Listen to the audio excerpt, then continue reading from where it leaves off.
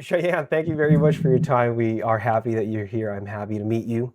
We appreciate your time. How are you? I'm doing good. Thank you for inviting me on here. This is pretty cool. All right. And I heard this is your first podcast, so let's just be chill. We could talk about anything. And I'll ask you the first question that I ask every single guest. Um, let's strip away your profession. Strip away what you do for a living, your job, or whatever. We want to get to know you first. Who is Cheyenne outside of the professional world? What do you like to do? What are you all about? I'd probably say that if I was to sum up everything that I end up doing, I really just love learning new things.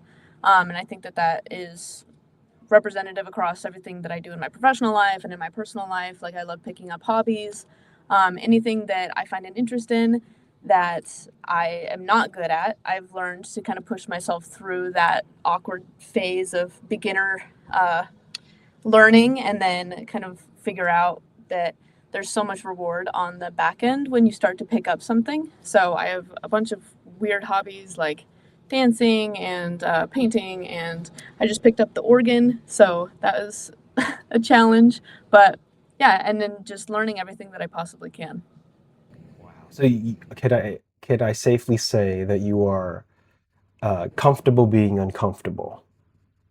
Yes, and it definitely wasn't always like that.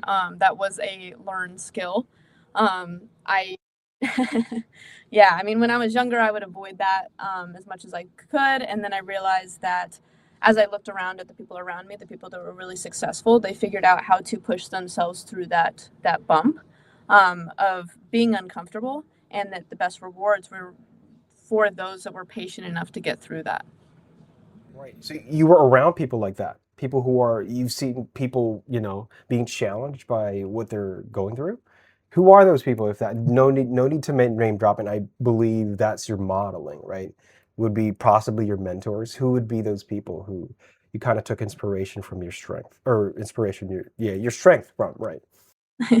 I would say honestly, there've been many throughout my life. It was mostly just people that were around me that I realized were living a better quality of life than I was at the time. And it doesn't necessarily always have to be money, but with time freedom or they seem to be enjoying their experience more. I would pay attention to what they were doing and how it is that they achieved those individual skill sets or like that reward.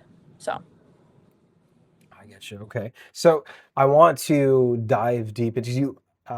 I want to ask if this is really your first podcast because you went straight to like my second question usually, but that was amazing.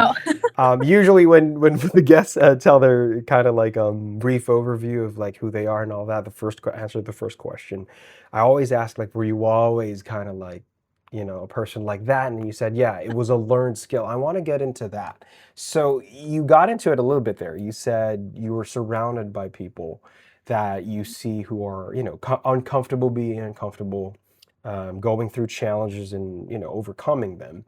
Can you give me like a specific story, a specific moment, or specific moments in your life where you decided to learn that skill, to learn that attitude of being being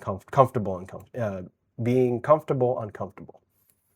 Yeah. So I've jumped into a bunch of different career changes over my life, just trying to figure out what would give me the best quality of life. And in my most recent one, I started becoming a business broker. And in that, like with everything else, when you're trying to build a business, you need word of mouth, you need to be known and start marketing yourself. And I had started a business before in real estate, actually, and I was very shy about putting myself out there, about trying to.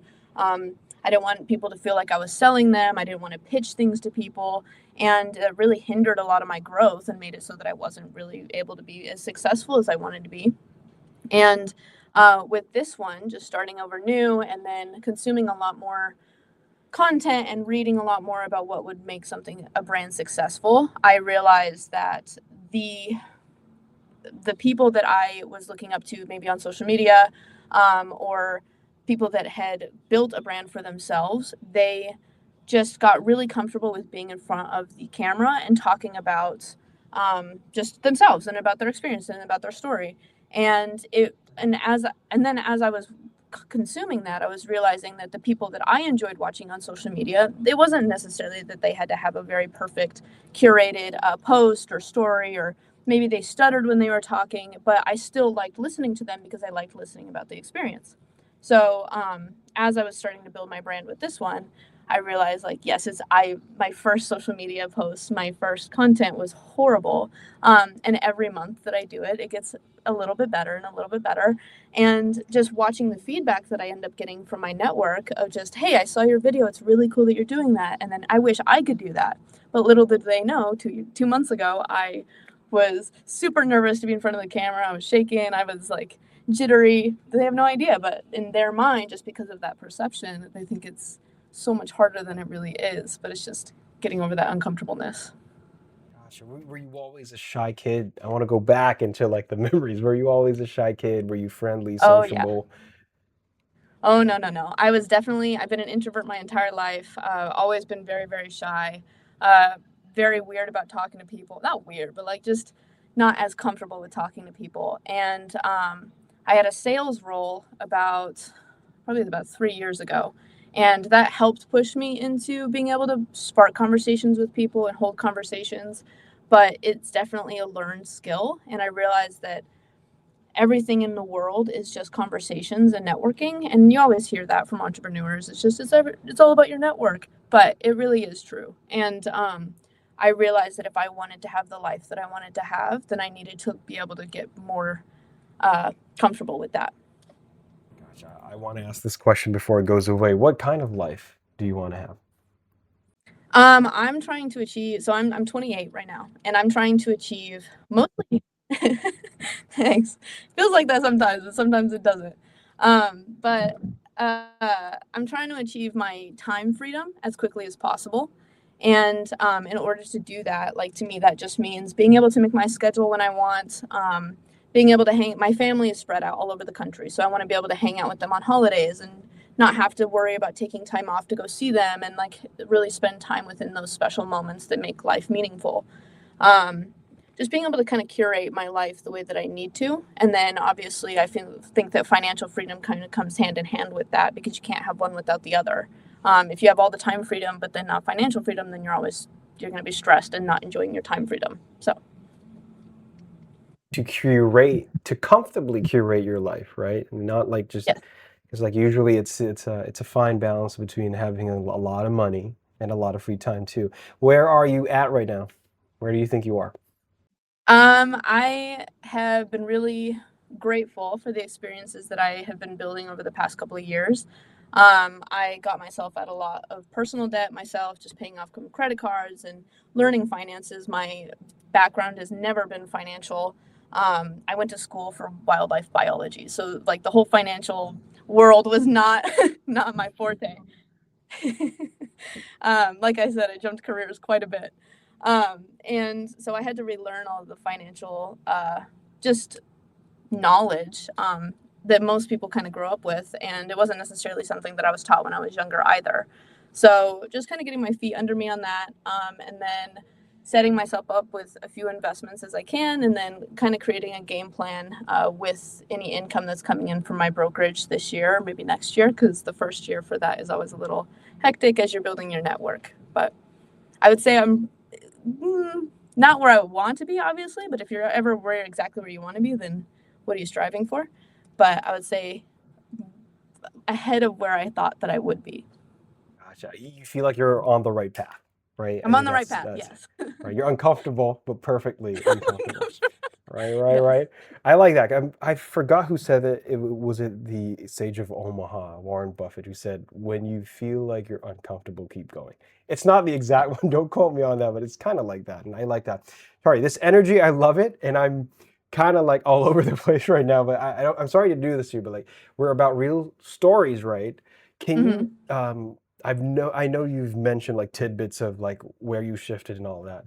I want you to tell us your story, like your kind of like life story, where you Hmm. started. Then if you can tie it to how you got here in a timeline kind of thing, right? So if you could, Yeah. as far back as you want, if you want your when you were born, that's fine. We've had guests do that too. But where you want to Okay. start, And then if you have interesting stories there, I would like to hear it. Go ahead. All right, I'll try to keep it as succinct as possible. So when I was born in New Mexico, in Albuquerque, New Mexico. Which New Mexico is great. There's not a lot of promise there, and not a lot of opportunity for young people.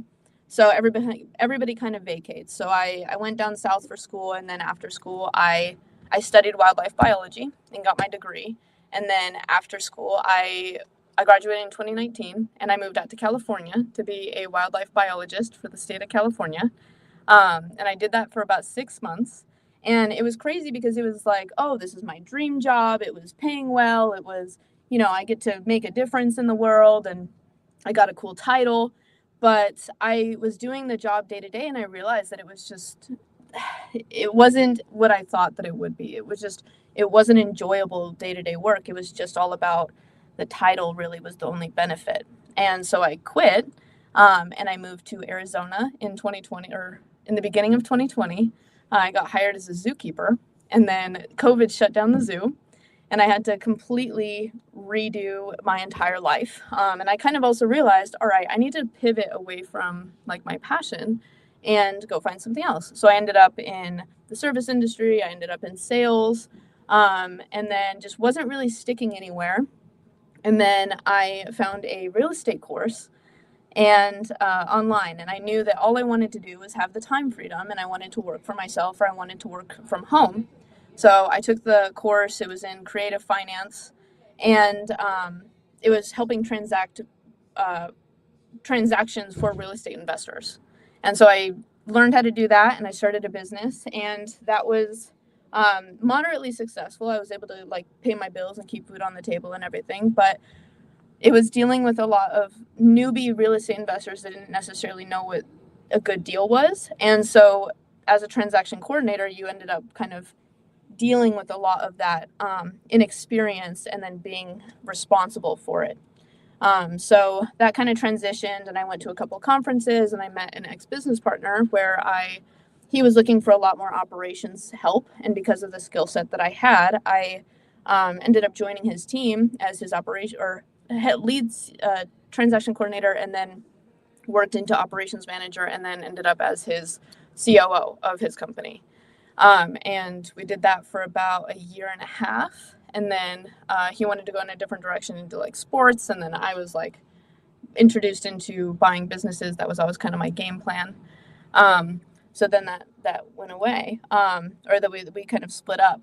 But yeah, so I had a couple of rental properties. I invested a bit, and then I just kind of realized that real estate was the returns that I was getting for the headache that I was dealing with just wasn't really worth it. And I had some really good properties that were cash flowing pretty well, and it just wasn't for me. I hated the property management side of it. So I remember being at a conference and seeing Cody Sanchez talk, and she was talking about buying businesses, and about like the silver tsunami of boomers that were transitioning and like trying to retire, and their kids don't want to buy businesses. They don't want to take over their businesses because they want to go try something new, or be an influencer, or go into tech or something interesting and sexy and everything. And realized that I think that would probably be the path to my financial freedom and time freedom that I was looking for. So started going down that path. Wow, that was a great, not crash course, but like a great overview, and like so many questions right now. And like, how long? So I want to keep this real estate, and then I'll Okay. transition to my personal questions. Real estate first. How long did you do your business, real estate business, and are you still doing it now? The transaction coordination business I had for about a year. Um, I'm not doing it anymore because it is you have to be very detail oriented, and it takes up a lot of time so that you don't end up messing up anybody's transaction, and that you make sure that you're in the process and gathering all the documents and communicating with all these people. It's a lot. And so, no, I don't have the time for that anymore. So no real estate now.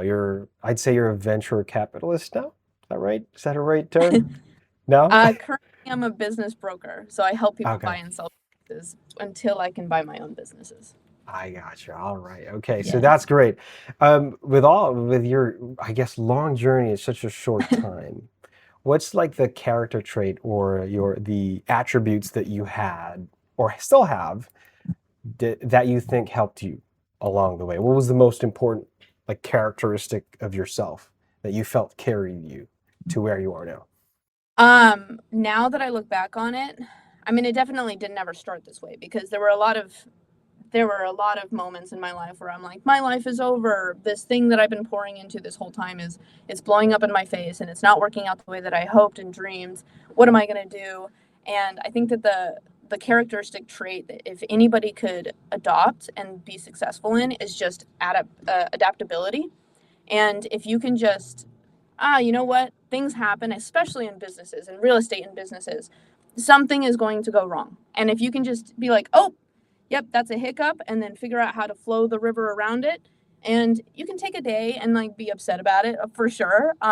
But eventually you got to move on. You got to make the decision. Am I going to stay here and get stuck, or am I going to make this work? And then just having the attitude of I'm going to make this work no matter what. I think that saved me in a lot of instances. That's such a biologist answer. Sorry for the. This is very I've been a the biologist. adaptability, right? Oh, the river. Remember, very biologist. I love that. I love that answer. And what's the biggest challenge? Well, not right now. Like all throughout, because there was a lot. You're very young. That's what I keep. Hey, what was your position again? You were like I was the an actual COO. no Oh, biology. The yes. biology first. What were I was a wildlife biology, so I tracked wildlife populations and what the effects of different human populations were on their populations. So essentially conservation. All right. Sorry, this is a Yeah. personal question that I want to ask. Do you ever want to Yeah. go back to that? Oh, I originally when the zoo shut down, when I was a zookeeper and COVID happened, I made the decision. I was like, I don't want to keep working for minimum wage forever and waiting for people in the government to retire or something in order to get positions in order to make a difference. Because everybody will do that job. Everybody wants to work outside and work with animals, so they'll volunteer and do it for free. So I was like, I'm going to find the resources. I'm going to become wealthy on my own, and then I can pour into these environments and into these organizations the way that I know will actually make a difference rather than just trying to get bottom fed at the bottom of the dregs. So, Gotcha. All right. So that yes. was you were a zookeeper in Phoenix. Was your real estate in Phoenix as well? Yes. Okay. Did you ever get to like get a whiff of Brent Daniels? He was big in Phoenix. I feel like I've heard that name, but He's the I can't biggest put a one. face to the Sorry, I just name. wanted to say like in real estate, we had him on the podcast. He's the king of Oh. wholesaling right now. It was crazy. Like, dude, what are you doing here? You're so big. But anyway, Yeah. I just wanted a little small talk there. But okay, so right now, what are your goals? Like, you want to buy your own business or like what specific business? Can you specify what your actual vision is where you feel like this is what I want?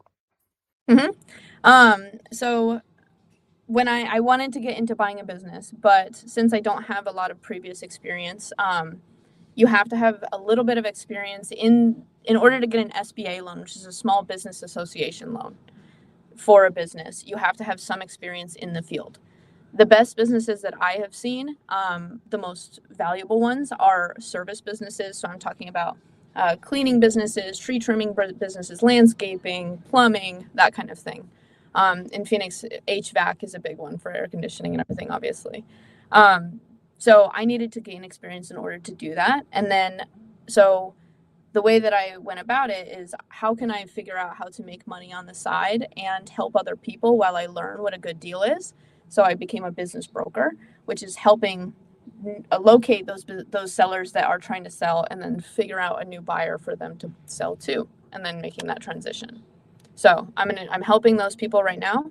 And then when I have the experience and a little bit of the capital and the know-how, then I will buy my own service business later on.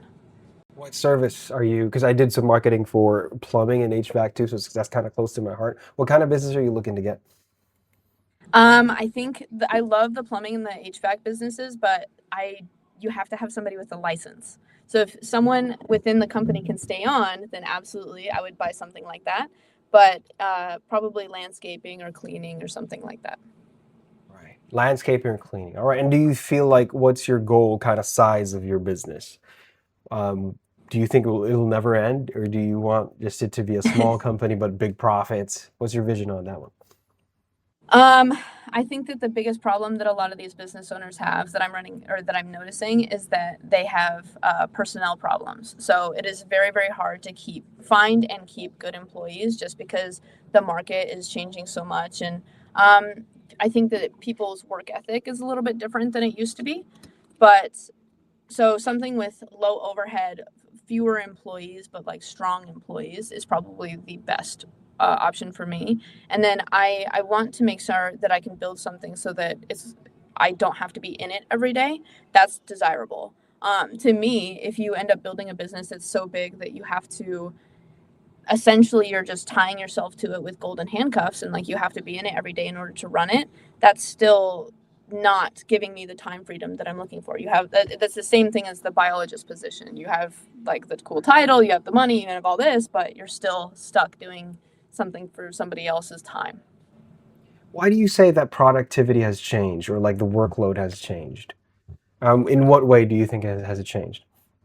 I mean, and rightfully so. I think that everybody is realizing. I think COVID did a big number on that because I think everybody got to go home and hang out with family, and their priorities were shifted more towards quality of life, and realized that quality of life is a lot more important than I would say money sometimes. And everybody wants that. Everybody is chasing that time freedom and just ability to enjoy what they do. For service businesses, that can be a little bit challenging because they are much more labor intensive and hard to uh, they're difficult on a day-to-day basis. So trying to retain employees with that is kind of difficult. Um, yeah, I think that answered your question. What do you think of this? Because like I've talked to when I did marketing for in North Carolina, I talked to a company, and the CEO, I told him, if you want to like maintain your employees, as we're sticking to the topic, I said, you don't want to increase their salary, right? Then try to lower their workload so they can stay. Because attrition was such a big thing during that time. I don't want to name drop the company's name, but like, Mhm. yeah. What are your thoughts on that? Because for me right now, there's a big gap, or like there's a big, Yes. um, yeah, I think gap between people who are being overworked and people who are now just just plain lazy. Right? You're not Yes. being efficient anymore. What is your thought on, in my head at least, there are people who are just meant for W-2. They're meant to Hmm. serve, they're meant to be employees, but give them a comfortable life, enough time for their families, enough time to pay the bills, and a company would just earn through scaling. Right? You earn more if you have more clients or more Right. product to sell. What's your thoughts on that, or do you agree on, what's the right term? Cradle to grave. Do you agree with cradle to graving your employees? um, so I want to touch back on one point that you said. You said that. Oh my gosh, I forgot. It'll come. um, shoot. Okay, so the thing with W-2 employees, I don't think that having a W-2 is awesome. And I think that a lot of people have been taught that, oh, you have to start your own business, you have to be an entrepreneur and all of this stuff, but genuinely I don't think a lot of people realize that being an entrepreneur is you lose all of your free time, you lose your weekends, you are constantly worried about the next paycheck because you got to go find that yourself. Like just being able to go to a job, clock out, and then go home to your family and not worry about work anymore is amazing. um, so there's that thing. I think that employees can be retained. It doesn't necessarily mean that they have to make the most money, but if you are accommodating to their lives, especially in this day and age, if they have to go pick up their kids, I'm not talking about like skipping work for a couple of hours every day to go pick up their kids, but if their kid is sick, they have to stay home. If they have to leave work to go see a family member because they're sick or something like that. If they want to take a day off to go to a holiday because it's their son's birthday, something like that. If you're accommodating to them and you're flexible with them, then they will work with you and they will make your business their business because they care about you. I do think that you can foster that loyalty pretty easily. I've also seen a lot of stories about those business owners that they'll take a huge salary cut in order, and they'll maintain, I don't know, like $100,000 of profit a year in order to raise the minimum wage for everybody within their company, and everybody in that company shoots that company automatically to the top of profitability just because they want to work and they are taking ownership of the business, and they want to make it work, and they're just so grateful to be in a position like that with somebody that cares about their livelihood, so they will make you successful. So I think that, so kind of navigating somewhere in between those. And then also, I'm a big Alex Hermosi and Layla Hermosi fan. So just listening to them talk about employees, there is a difference between, you have to be able to train your employees to be like knowledgeable. If they don't understand the stipulations or the guidelines or the kind of rules of a position, that's your fault. But if you have hired into a culture and you're creating a culture, perpetuating a culture which allows for laziness or people to not follow their responsibilities, then that is also your fault. So both of the employee problems can kind of come down to you as a business owner. I gotcha. I'm more on the side of like kind of similar to what you're saying. I'm in the balance of, if you know it, it's of course different personality types, but if you categorize like an employee as someone who, doesn't want to be promoted, doesn't want to be Yeah. squeezed every drop of productivity, right? And then just give them the right salary and the right amount of work, and they'll stay, right? And I think that's it. Knowing where people are, or letting them be comfortable where they are, right? And then Mm-hmm. at the same time, not letting them abuse your generosity, because that's like, Yes. it's like, do you have, like what you said, do you have to pick up your kid every day, right? So you really have to do it. You have to manage your time. And if we're in the side of Alex Hormozy as well, I like that. I got laughed at before when I was working in corporate because I wanted to know everything about the company, even though I was like Yeah. a lowly trainer. I told him it's my job. It's gonna help me, right? And so I'm 100% in agreement with what you said, and I hope, these. I hope when you get your business, you get to execute that. And now, more going back to you, as your business responsibilities have grown, or even your work responsibilities, what has become the most difficult part to manage? Ooh. I think managing just, it's always time. You have a certain finite amount of energy and time that you can pour into every endeavor. And if you can't figure out how to manage yourself and your cup in order to keep pouring into the things that matter, your time and your energy is going to get diverted into all kinds of different uh, alleys and like time sucking situations. If you have relationships in your life that divert a lot of time that needs to be spent on your business or on your family or something like that, or yourself. If you're like not taking time for other people that needs to be poured into yourself so that you can keep going, you're going to be screwed. I also think that not, especially for entrepreneurs, not beating yourself up for not being at 100% every single day is huge. Consistency, I don't know if you've ever seen that visual where it's like a bunch of, consistency isn't just full cup all the time. It's maybe quarter cup, you got full cup, you got no cup, you got half cup. It's just consistent showing up every single day in order to pour into the things that you need to pour into will get you so much further along in the end than just trying to be at 100% all the time. Question here, because I don't want to eat too much of your time. We're almost at the end of the podcast, so this is just like a little bit of humorous kind of question, and then I'll ask one more and then one more request. Can you give me your top 5 favorite animals? Animals. Oh, geez. Okay. That's hard. I mean, for biologists, it's like, okay, which are your favorite dog types? What are your favorite cat types? What are your but I would say screw plants. um, I I would say snow leopards are very, very cool. I do like wolves, and I love their pack dynamics. Um, I really like, there's one called a maned wolf, which is kind of like a hybrid between a cat and a wolf. That one's very cool. I love alligators. I think they're very fascinating. Um, shoot, the fifth one, I don't know. That one is up for debate. It's Not okay. sure. So let's keep it top 3, right? So that's Four. 4. Sorry. So you said what was that again? So wolf, the snow leopard, the The crocodile or alligator. I'm yeah, sorry, alligator or you're crocodile. You good. said alligator, Yeah, right? yeah, Okay, yeah. and We the just did main the wolf. Then the yes. main wolf. Okay, so four. So the reason why I ask is to relate to I grew up with exotic pets as well. So like 22 snakes, and then my brother still up to now has like a room full of tarantulas, and it was crazy. Oh my God. So I'm a big animal guy too. Mine was like I was leopard geckos and Yeah. savanna monitors, bearded dragons. That was my shtick. But as I grew What was older, I your couldn't favorite maintain. kind of snake? Snake, rainbow boa, 100%. Oh The my red God, rainbow I had boa. a rainbow I we boa. owned one. We owned one, rainbow Yeah, boa before. You like that? yeah. I've had one. Wow. The easiest animal, and my brother, because we were the ones who like really got into it, like really, Yeah, setting up the terrariums. We hate those small stuff. We want them to be comfortable yeah. and all as much as we can. Um, Snakes and tarantulas are the easiest to take care of. Feed them once a week. Yes. Take a shit once a week, right? Um, with the feed, we had like a whole room of like those of rats and mice and dubia Hmm. roaches, lateralis. We knew kind of all of this stuff. So That's it's fun to crazy. talk to you.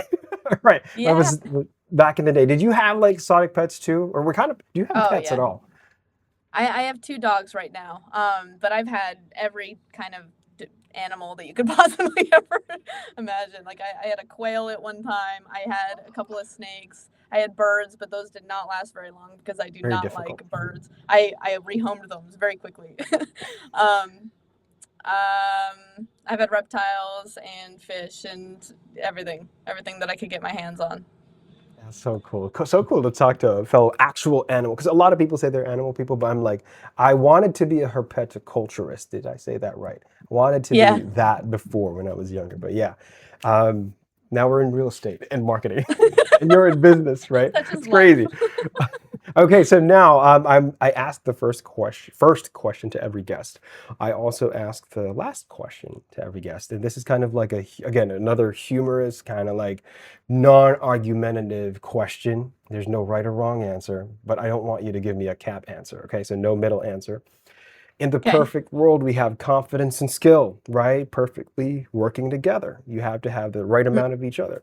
But if you were to lean toward just one for success, which is more important to you, skills or confidence? 100% confidence. Because if you have the, yeah, 100%, without a doubt, if you have the confidence to realize I'm going to make this work and I can figure this work because I'm not going to stop at it until I do, then you will be successful. I do not remember who said this, but someone said that everything around you is built by somebody that is probably stupider than you. And it was just because they had the confidence to go forward. I think that a lot of people with skills or intelligence, they just get hung up on, oh, well, there's probably somebody better at it than me because they're aware of that. But ignorance is bliss. And I think that people that don't have a lot of confidence or they don't have a lot of skill, they just, what's the worst that could happen? I'm going to figure it out. And then they're successful because they do that. Gotcha. All right. So you are now tipping the scale because, like, I think I ask this to every guest, right? Yeah. We're having fun with this. I'm team skills, by the way. So again, this is a non-argumentative. Oh, I'm team skills because I'm that type of person who's like, yeah. I only gain confidence with skill. So I told you, no right or Mm, wrong answer, right? You can gain confidence with skill. Confidence gives you the strength to find those skills or hmm. the energy to want to get that skill, right? So no right or wrong answer, but you are now. It used to be team confidence is winning. That's what I'm trying to say. Like Mm. it's 4-1. Yesterday, the last guest chose skill, and I was like, okay, we're 3-1 now out of the 40 guests, and you tipped the scale again to 4-1. So I think that you're right. I mean, the confidence that you get from being good at a skill allows you to go into every room and talk about it. But I do think that if you learn, you can, yeah, if you just walk into a room and you say, "Hey, I don't know anything here, but I want to learn," you will also be able to put yourself into a lot more shoes and like conversations as well until you learn the skills in order to have the confidence. It's all together. yeah, that's right. It's like we all agree, but just I wanted to like have that fun Yeah. conversation. Thank you very much for that, for humoring me. Thank you for humoring me with that question. Last request before we end the podcast. What would be your message to anybody who's watching this? Message or motivation, life lesson, a challenge or anything. tell us your last message before we end the podcast. I would say that you can almost be successful in anything that you do. It's not about necessarily picking the specific vehicle to get to where you want to go. You just have to stick with it and then keep learning. And eventually, as you said, you will become very skilled in whatever it is and what you can and can't do. And then you'll be an expert and then you will be successful. All right. That's a great way to end the podcast. Thank you very much, Cheyenne. I enjoyed it. We're big on second episodes, so let's keep in contact, and I hope I'll see you again. Thank you. Cool. Yeah. Thank you.